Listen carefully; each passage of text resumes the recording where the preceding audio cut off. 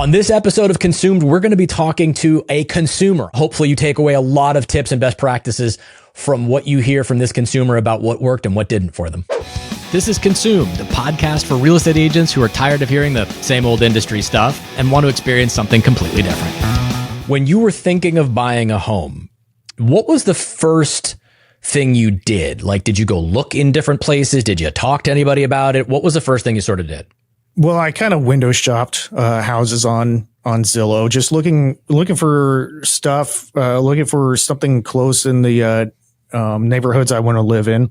Okay. I didn't know anything about pre-qualifying for a home loan or anything like that. So looked at a couple of houses with that agent, because I knew that investing in real estate is definitely something that helps you build capital, right? Mm-hmm, mm-hmm.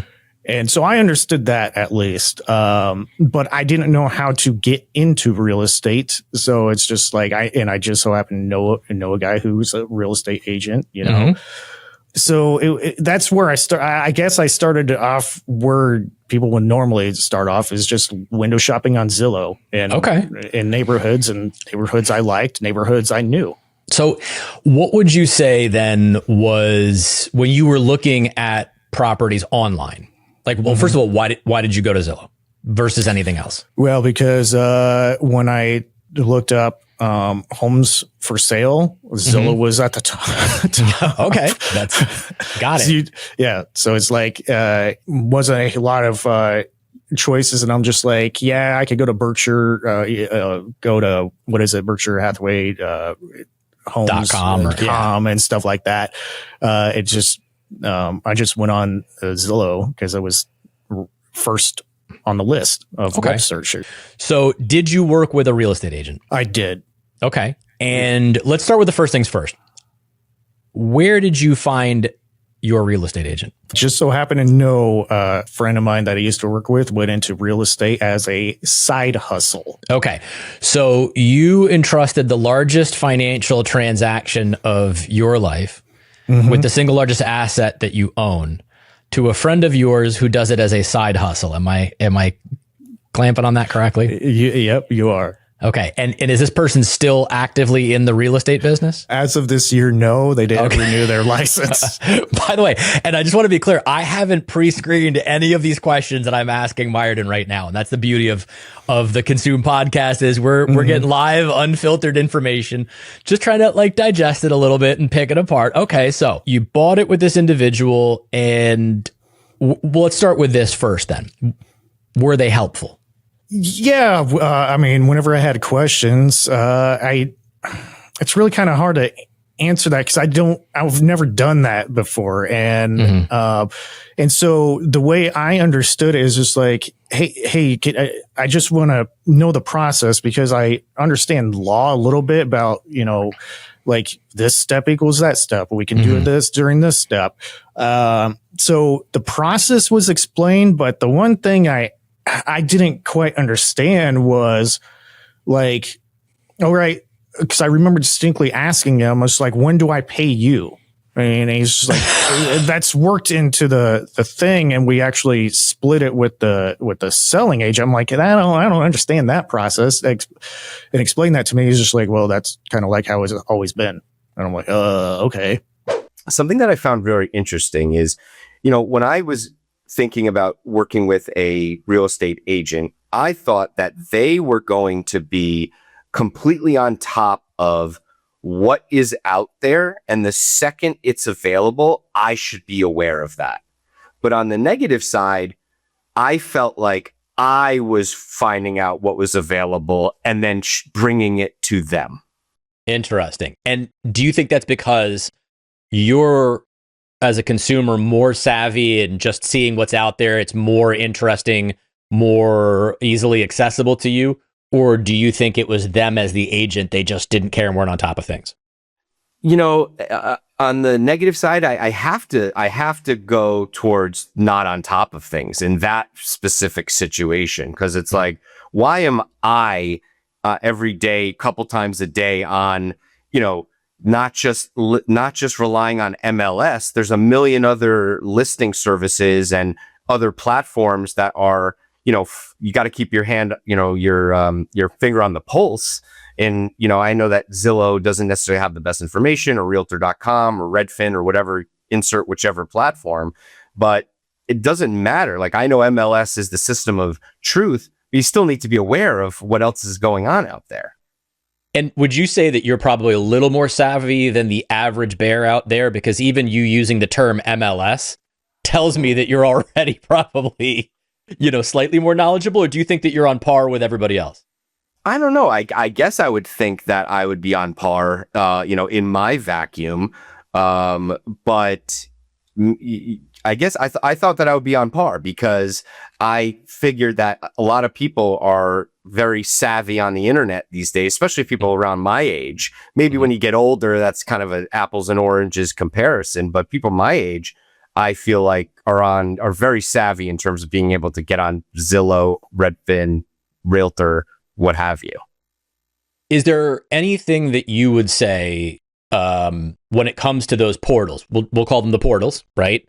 Is there anything that you would say you like about the portal experience versus what the agent does for you? Or, I think that the portals are great. One, I just think they look better from a user experience perspective than MLS does, just in terms of like UI. Now, that's my tech background kind of coming through there, but they just look and feel better. The navigation is better.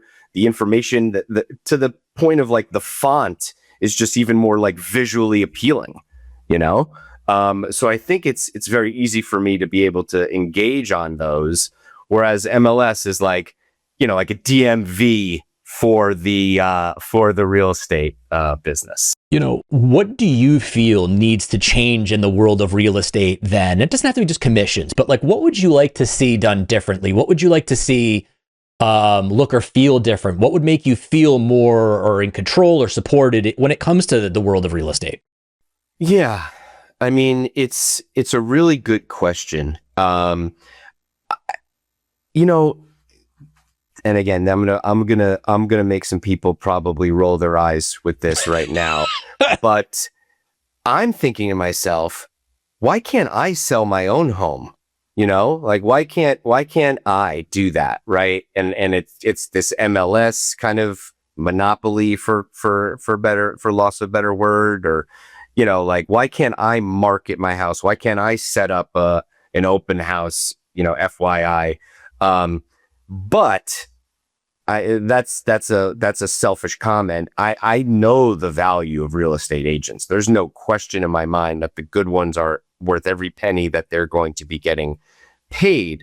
But I think the ones that are just sitting back on MLS and just kind of like setting up an auto notification on MLS that every time the house within these parameters, to the point of on the negative one, they had some check mark there that was checked. And I try to remember what the check mark was. Maybe it was that there had to be 3 full bathrooms. So we realized that we weren't even getting 15% of the availability because something was probably fat finger checked on MLS where we weren't getting them.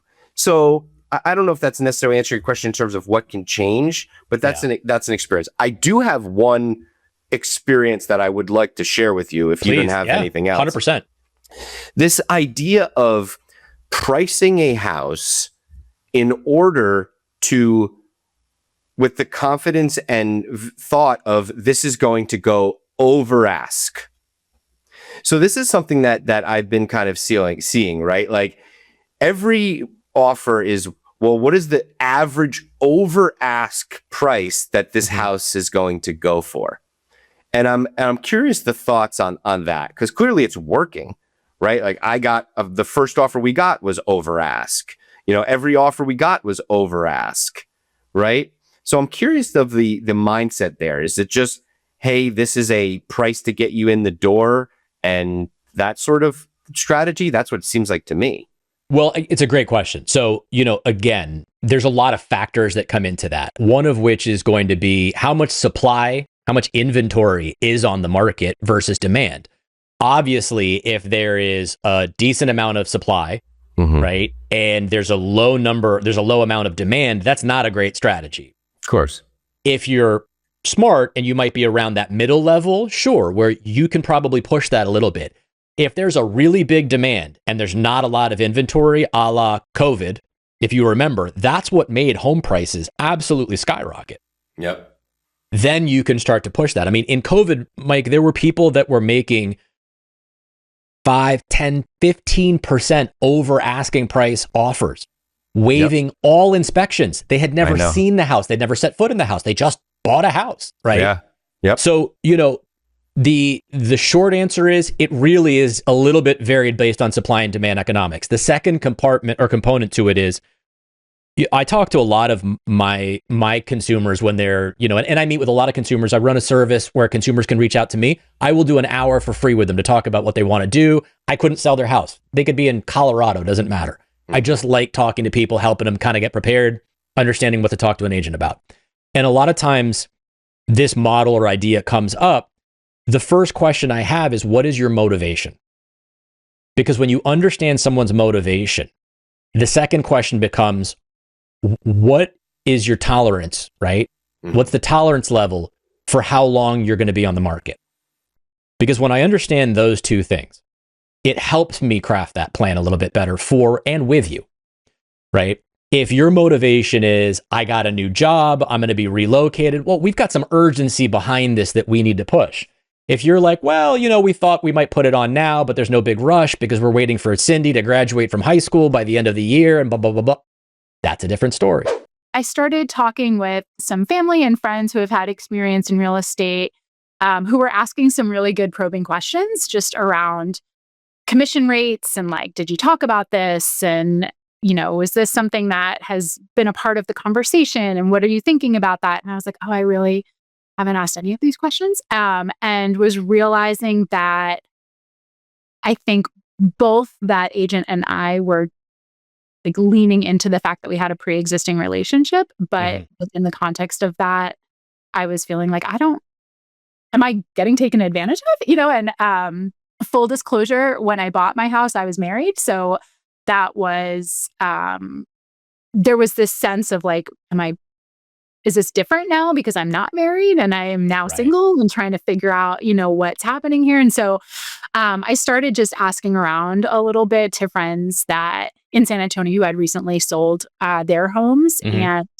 at that point, I don't know what it was, but I was like, I think I would rather go with somebody who's a little bit more prepared in terms of materials they provided. So like I got in touch with an agent who put together this whole, I'm not going to use the right terminology here, I'm sure, but put together this whole like marketing book with comps and kind of, organized and just really professional feeling.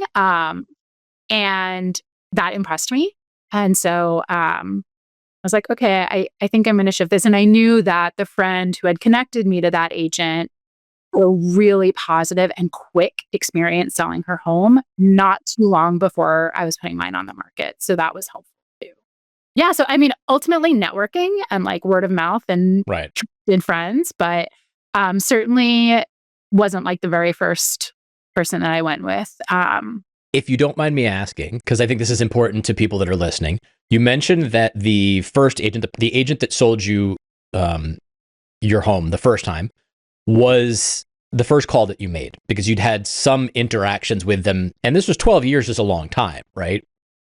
What kind of interactions? Do you remember? Like, did you get a newsletter from them every month? Did you get or was it just no? Okay.